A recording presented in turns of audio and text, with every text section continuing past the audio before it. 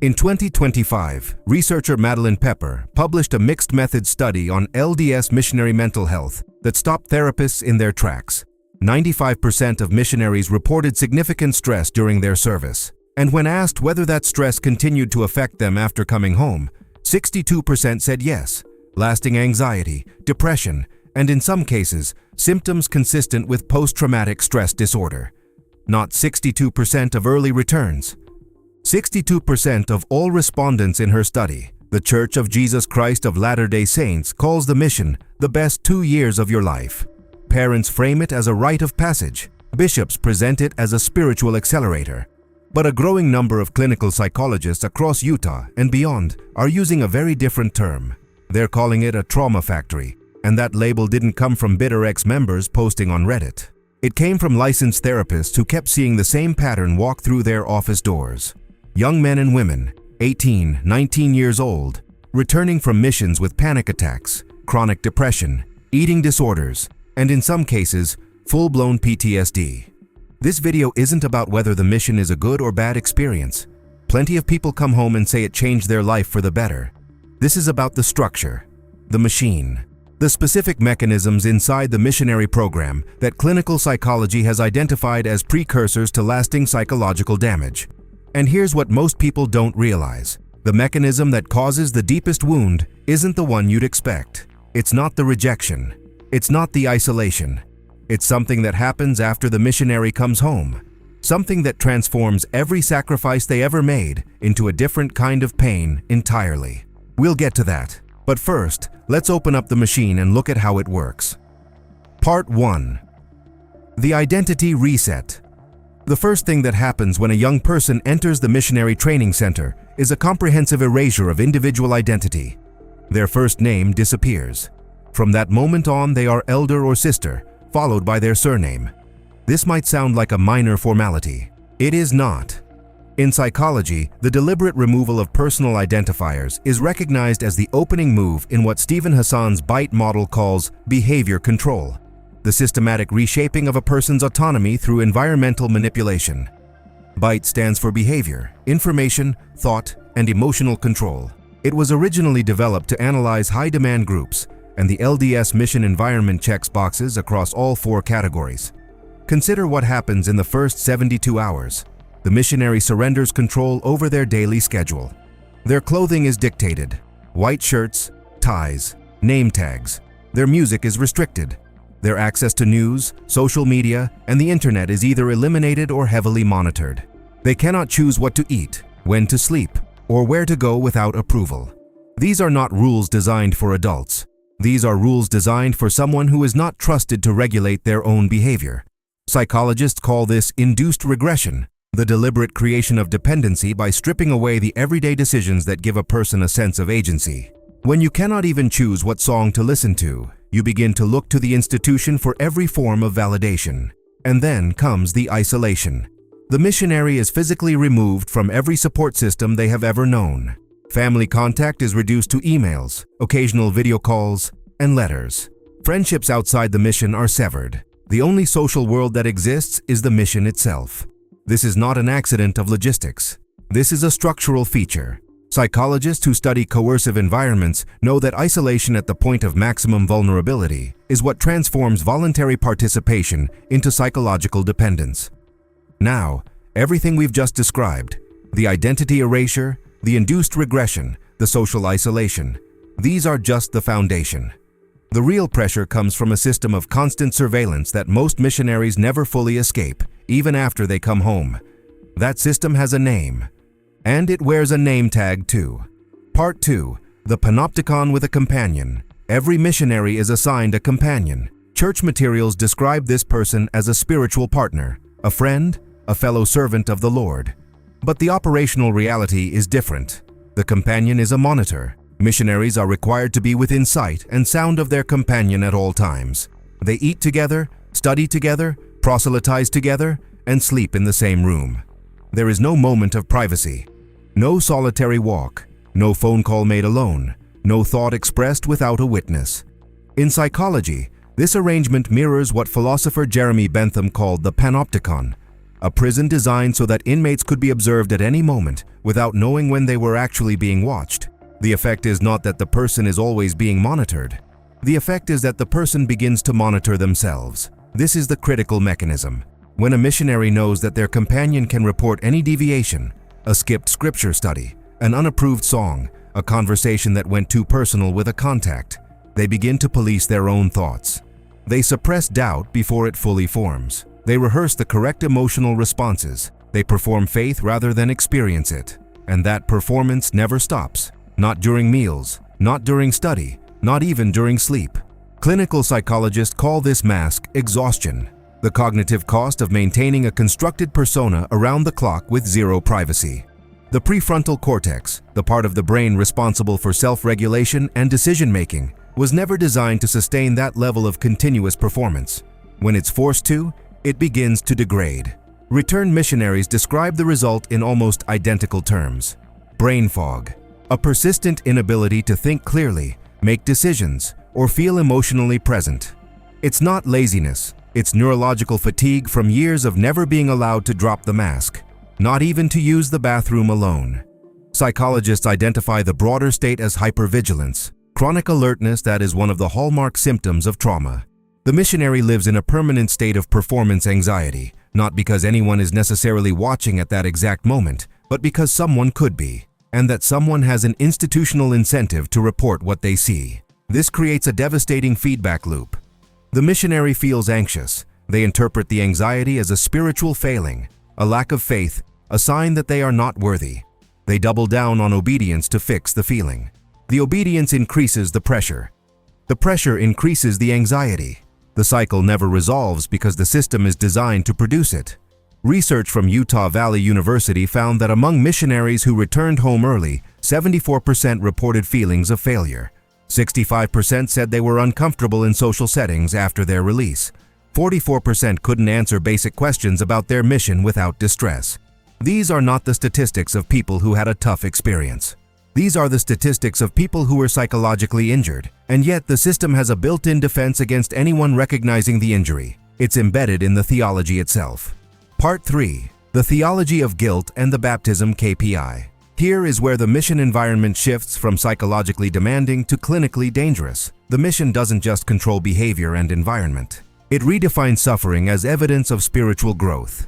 Missionaries are taught that hardship is refinement, that pain is the furnace of faith, that if they are struggling, it is because God is shaping them into something stronger. This reframing is not comfort. It is a cognitive trap, because it means that the worse a missionary feels, the more they believe they should endure it. The system transforms damage into virtue. Meanwhile, the mission operates on metrics: baptisms per month, discussions taught per week, new contacts per day. Mission presidents track these numbers. Zone leaders review them. Missionaries who produce results receive praise. Missionaries who don't receive something far more corrosive: spiritual blame. If a missionary is not finding success, the institutional explanation is never that the area is difficult or that the product is unconvincing. The explanation is internal. You're not praying hard enough. You're not worthy enough. You have unresolved sin. The failure of the institution becomes the sin of the individual. And here the system locks the missionary inside what psychologists call a double bind. Two contradictory commands delivered simultaneously with no acceptable way out. Command 1. Be joyful, because the gospel is the source of all happiness and you are its messenger. Command 2.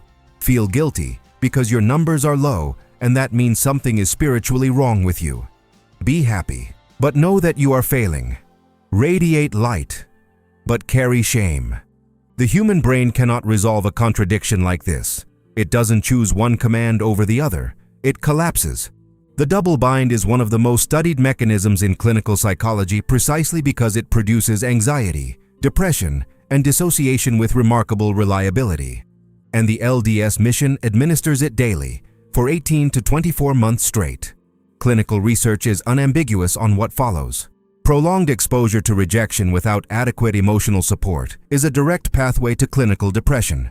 Add to that the theological reframing that prevents the person from even recognizing their depression as depression because they've been taught to call it spiritual weakness, And you have a system that manufactures psychological damage while simultaneously disabling the person's ability to seek help for it. Pepper's study found that 21 out of 39 respondents said they had no real sense of how stressful the mission would be before they left. 41% of those who didn't receive therapy during their mission never sought therapy afterward either. The culture of perfectionism taught on the mission followed them home and kept them silent. Thomas and Thomas, two clinical psychologists who published in the journal Issues in Religion and Psychotherapy, went further. They proposed that the pattern they were seeing in returned missionaries was distinct enough to warrant its own clinical classification. They called it mission-related stress disorder, a framework that parallels PTSD, but is specific to the unique combination of identity suppression, social isolation, chronic performance pressure, and theological guilt loading that the LDS mission produces. That proposal was published in 1990, more than 35 years ago. The Church has still not acknowledged it. Part 4. The Wound That Waits. Everything we've discussed so far. The identity erasure, the surveillance, the guilt theology. These are the mechanisms that load the weapon. But the trigger gets pulled after the mission ends. When a missionary comes home, they experience what clinicians call re-entry shock. For 18 to 24 months, they lived inside a total institution. Every hour was scheduled. Every relationship was managed. Every decision was made for them or monitored by someone else. And then, overnight, that structure vanishes.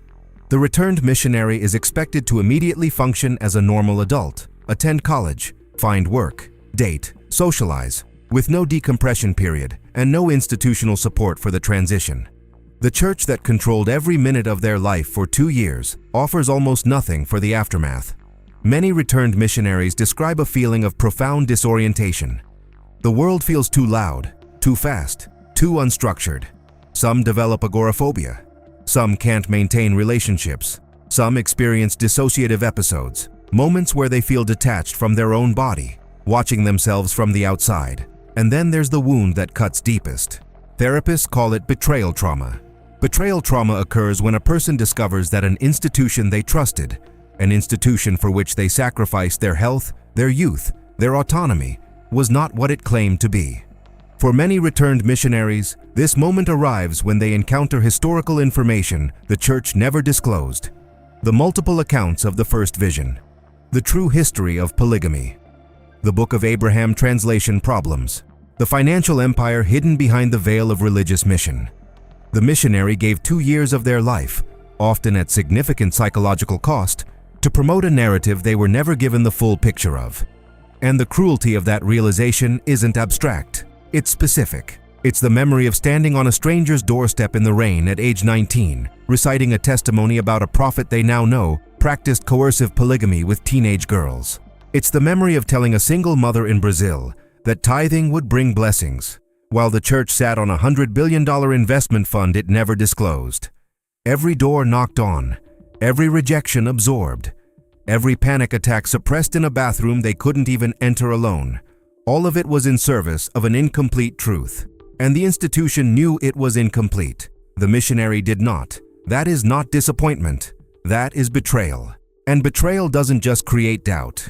It retroactively poisons every sacrifice. The best 2 years of your life become the 2 years you can never get back. The years you were 18, 19, 20, years your peers spent exploring who they were, you spent being told who to be. And you can't unlive them. This is where the trauma factory completes its cycle.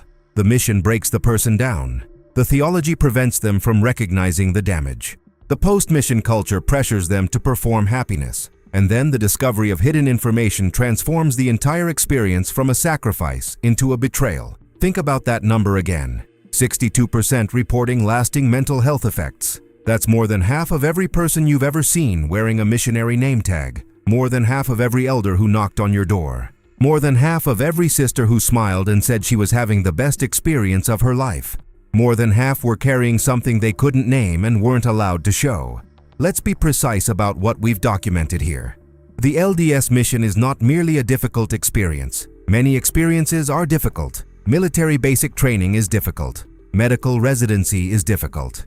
The difference is that those institutions have spent decades developing psychological support systems, decompression protocols, and re-entry frameworks specifically because they know that high-pressure environments damage people.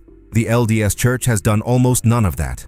Instead, it has built a system that identifies psychological damage as spiritual refinement, that uses isolation and surveillance as tools of conformity, that locks young people inside a double bind between mandated joy and manufactured guilt, and that offers no meaningful aftercare when those people come home broken.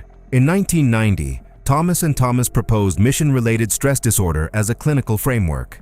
In 2015, researchers at Utah Valley University documented that the majority of early returned missionaries believed the therapy and medication they received in the field was ineffective. In 2025, Pepper's research confirmed what clinicians had been saying for decades. This system produces measurable, lasting psychological harm at scale. 3 decades of research, the same findings, the same silence from Salt Lake City. The question is not whether the LDS mission harms people. The research is clear that it does, at statistically significant rates. The question is whether an institution worth over $200 billion has a moral obligation to redesign a program that clinical psychologists have been flagging as psychologically dangerous for 35 years. The missionaries cannot ask that question. They've been trained not to, so someone has to ask it for them.